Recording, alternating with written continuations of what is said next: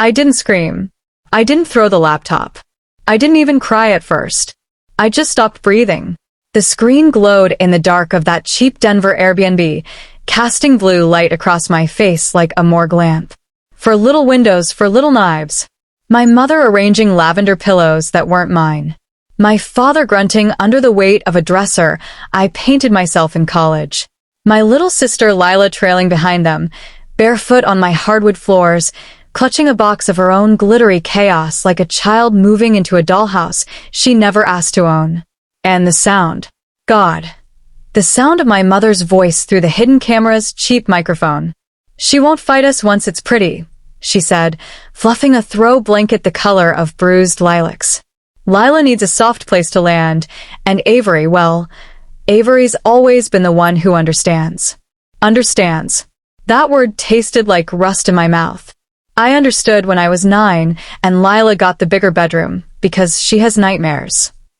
I understood when I was 15 and my college fund quietly became Lila's car fund, because she needs to get to rehearsal. I understood when I was 27 and worked 80-hour weeks so Lila could find herself in Costa Rica while I paid her credit card debt, and Mom told me I was lucky to be stable. Stable. That's what they called the daughter who never asked for anything because asking meant watching it be handed to someone else. I am Avery Quinn, 35. Senior project manager at a tech firm that still pays me less than the men who golf with the CEO. I bought my 2-bedroom condo in Charlotte with blood, caffeine, and a signing bonus I never spent on myself. I picked out every light fixture, every plant, every ridiculous overpriced candle that smells like rain on cedar because for once in my life, I wanted something that was only mine. And now they were inside it, rearranging it, claiming it, erasing me before I even walked through the door. Dad set the dresser down with a thud that rattled the camera. Careful, Mom scolded, laughing. That's Avery's old one. She won't mind. She barely uses this room anyway. I use it every single day. That room is where I built the career they brag about at Thanksgiving. Where I cried after my breakup with Jonah because I was too tired to date someone who needed me to mother him too. Where I sat at 3 a.m. last Christmas paying Lila's overdraft fees while they all opened presents I bought with the overtime they never noticed. Lila hovered in the doorway, biting her thumbnail the way she has since kindergarten. Are we sure Avery's cool with this? She asked, voice small, almost guilty. Mom didn't even look up from hanging fairy lights. Of course. Avery doesn't say no. Not to family. I felt it then, the shift. Like a bone finally snapping after years of being twisted too far. I closed the laptop.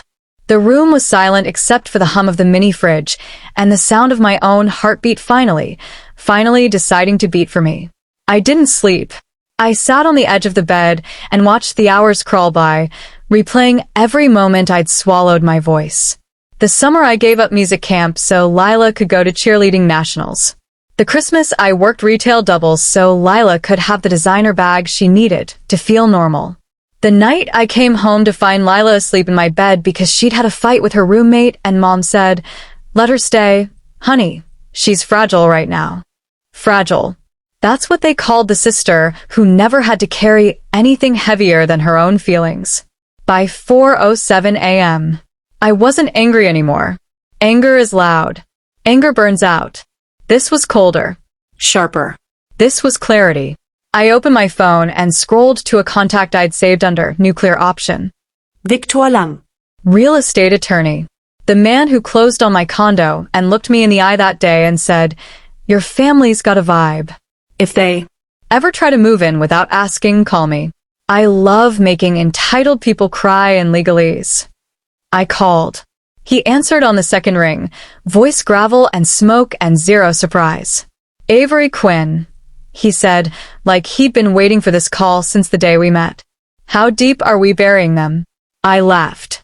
It sounded like breaking glass and felt like rebirth. I told him everything. The cameras I installed after Lila lost her copy of my key for the 4th time.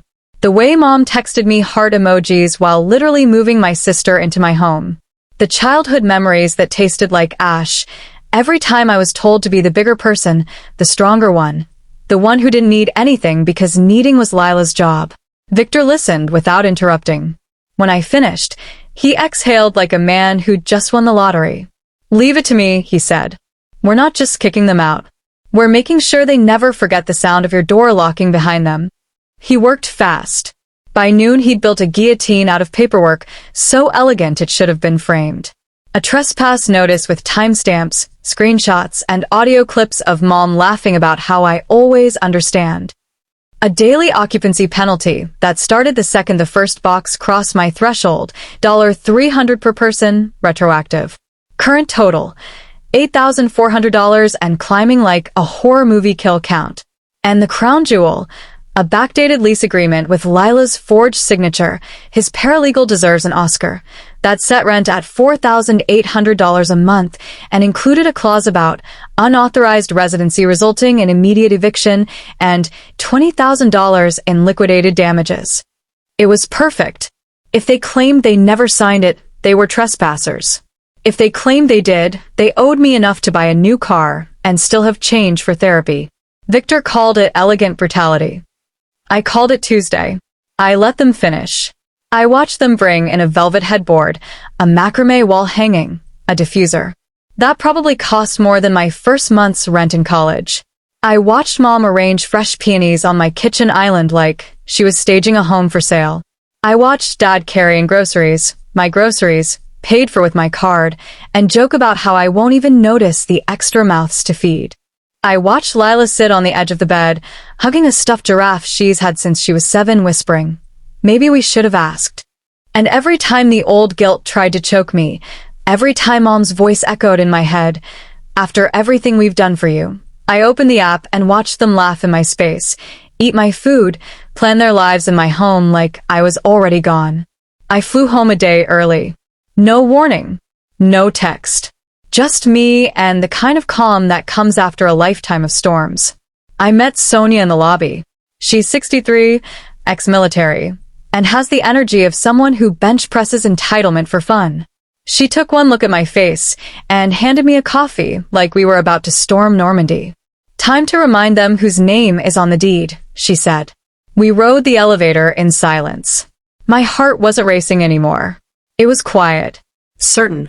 I opened the door with my key.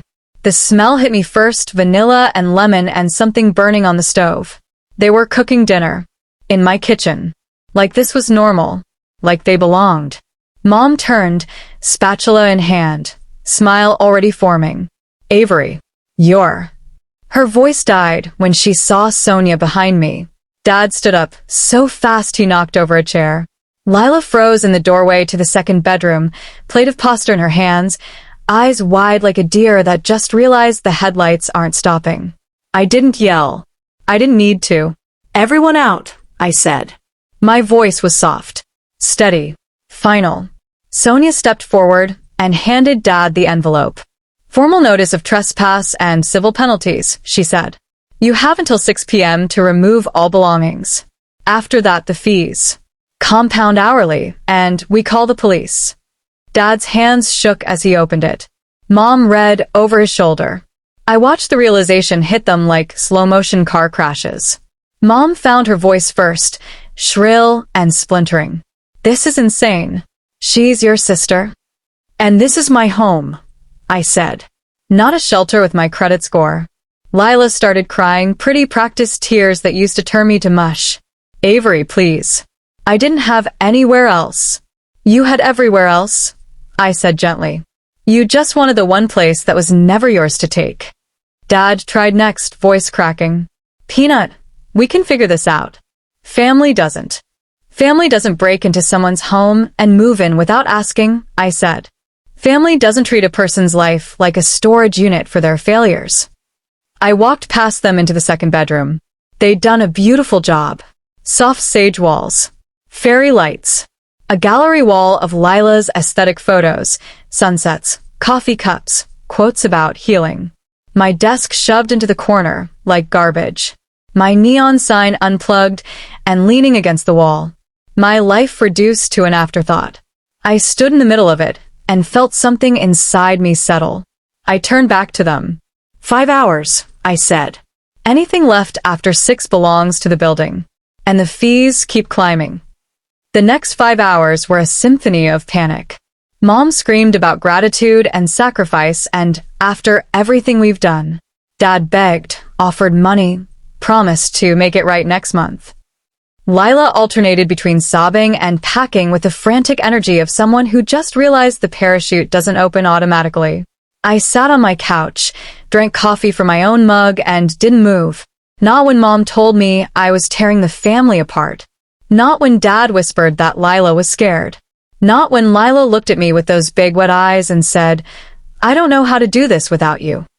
I looked at her, really looked, and said the truest thing I'd ever spoken. You never had to learn because I was always there to do it for you. At 5:57 p.m. the last box was in the hallway. Mom wouldn't meet my eyes. Dad paused at the door, shoulders folded and like a man who'd just aged 10 years. "I didn't see it," he said quietly. "I didn't see you." "I know," I answered. "That's why I had to make you look." Lila was last.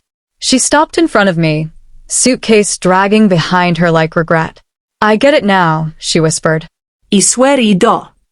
I believed her, and it still wasn't enough. The door closed. I locked every lock. Then I stood in the silence and let myself cry, ugly, furious, relieved sobs that tasted like oxygen after drowning for 35 years. The aftermath was brutal and beautiful. Mom left voicemails that started with tears and ended with silence. Dad sent letters I didn't open for weeks. Lila got a studio with leaky faucets and learned what it feels like to choose between groceries and Wi-Fi. I blocked numbers. I changed locks. I stopped apologizing for taking up space. 4 months later, I got a letter in Lila's handwriting.